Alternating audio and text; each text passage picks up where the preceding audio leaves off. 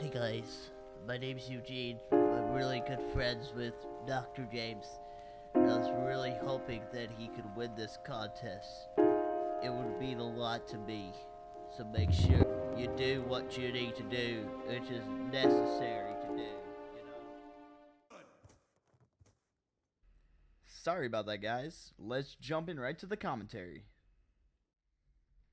Yo, what is going on, guys? It is D2K Nowitzki 41 bringing you guys my last commentary of Clash of the Commentators 2013. Now, this topic I want to talk about from my very last video is Call of Duty Ghosts. Now, Call of Duty Ghosts has become a big topic over the past few days because the multiplayer reveal. There was a bunch of people that got invited to go to this, most of them big YouTubers and everything, so it's awesome for them.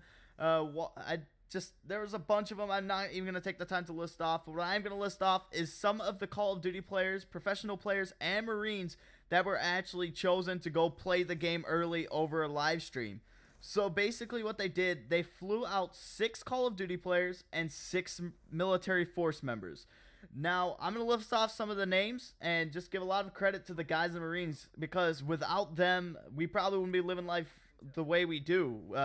They do so much for us overseas and everything. So I'm going to go ahead and list off some of the names and try to give you guys as much background possible if you don't know who they are. First guy is Optic Nadeshot, who is on one of the teams at the multiplayer reveal. Optic Nadeshot is basically the most loved gamer in America. He's like the kind of the face of American gaming, sponsored by Red Bull. He make that Twitch money. He got that money. So that's basically Nadeshot in a bundle. He's a cool guy. Moving on to the next one. Cole Clayster. Now, Cole is Complexity. Complexity is a big gaming organization, and their team is a great bunch of guys. They're known as the Impact Killers because they stopped Impact, which are kind of the villains of Call of Duty, from winning like 5 in a row, I think. But right now, Complexity is actually on a very, very good streak of their own. They're looking to try to win out the rest of the whole Call of Duty season. So that's basically that. Need to move on to the next one. Curse Liar. A lot of you guys may know Curse from PC gaming. I believe Curse is a League of Legends Curse Academy. So Liar is actually on that team. Now moving in to some of the people in the military forces. Private First Class Milicio from Rockford, Illinois. Now what I find really cool about this guy is from the town that's like 30 minutes away from me. I think that's insane, the fact that he got flown out to an event right there, and I thought that was pretty cool. Corporal Plow from Oklahoma.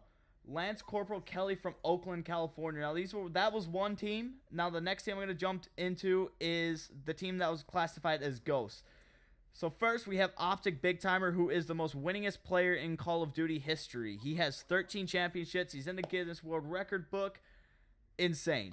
Next is JCap, which is the anchor for Team Envious. He's a pretty cool guy too. Had the privilege of talking to him. TP is on Complexity with Clayster. So Big Timer and Nate on the same team. TP and Clayster on the same team. But Liar and JCap aren't on the same. Moving on to the more military forces that were invited. Lance Corporal Rodriguez from Denver, Colorado.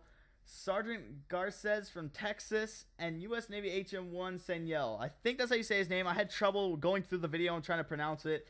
But the maps that they play were just a game mode called Cranked. Now, Cranked is a game mode that's kind of like a TDM, but when you get a kill, you get a 30-second timer. As that timer goes down, you pick up speed, and you need to keep getting kills. Otherwise, if you don't, you basically explode if you reach 0 seconds. So that's basically what you want to do. And then Strike Zone was the map that was played on. I wish I could show you guys the video and stuff, but I don't really want to steal like the images and stuff because it's just a contest. So basically giving you guys the lowdown on that. So since I told you that, they also had casters at the event.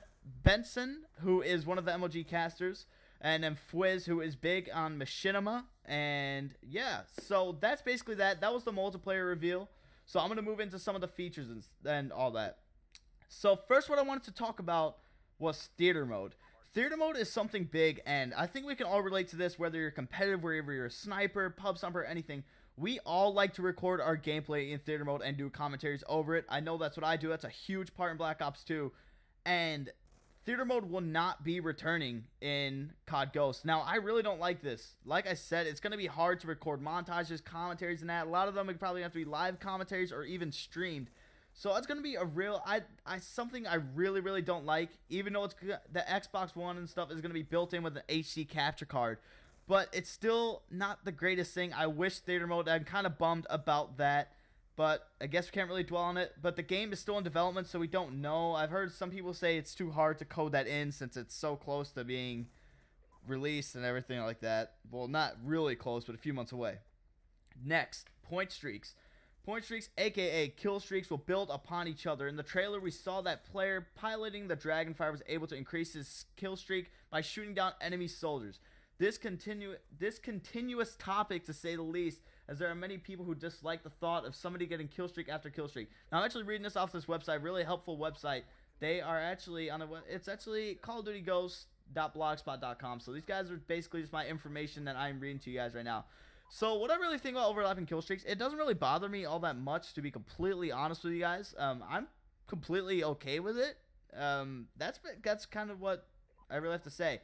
Now this I do not like because it's just something different, and I feel like it's just going to take a while to get used to. The kill feed is now on the top right corner of the screen, as well as your KDR. If you guys don't know what KDR stands for, that's your kill to death ratio. That is now at the top right of the screen. So basically, instead of it being on the bottom left now, it's going to be all the way at the top right. And I didn't really like this. Like I said, it's something that it's going to take a while, it's going to take a while to get used to, obviously. But yeah, so that's that. Next, there's female characters in Call of Duty Ghosts. Now you can sit here and make all the jokes you want. I know a lot of people, straight when this was revealed, people were like, oh my god, this is going to take teabagging girls to a whole new level.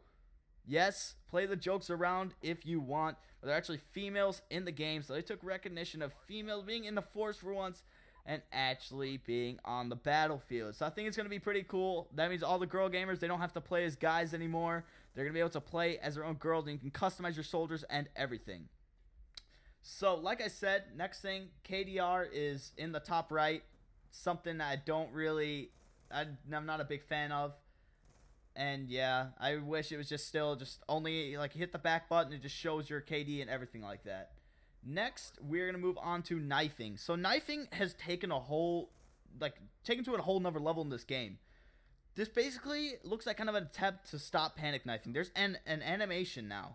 So you knife, you're going to grab the body and knife them and go through an animation. You're not just going to quickly knife and it's going to be done. So it's adding more realism into the game, obviously, with that. And I feel like that could play kind of not a huge part, but I don't know. It's going to stop panic knifers, I think, for sure. So some of these game modes I want to talk about. Like I said, I'm a big supporter of competitive. But the thing is with these game modes, I don't see a lot of them really being competitive game types. They don't have hardpoint CTF. They don't have search and destroy. They have something called search and rescue. But a lot of them I didn't really like. So far, we've only seen like one thing, and that was Cranked. And Cranked is the TDM with a 30-second tick-tick-boom. Basically, that's how I'm just going to define that. So, what I'm seeing, I honestly don't feel like, I'm not excited for this. Ghost is actually going to be played at MLG Columbus. That is the next MLG event in November. And that's going to be played there. And I honestly don't think it's going to be that great an event based on the fact that it is Call of Duty Ghosts. Infinity Ward has never been ones to really support competitive Call of Duty.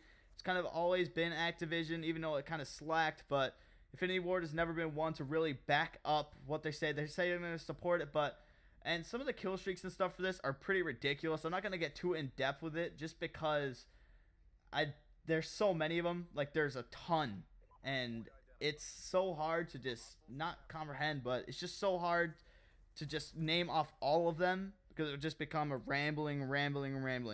So that's basically what I thought of the Ghost reveal.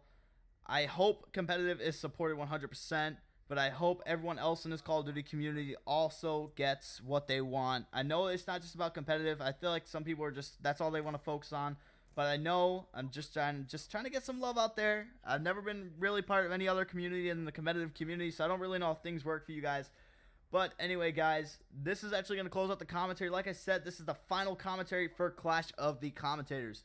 Now, if you did enjoy this video, make sure you do vote for me, but make sure you pick the commentator that you feel deserves this best. Six Sense, I believe he was the best commentator in this contest when I first watched his video. So it's awesome going up against him.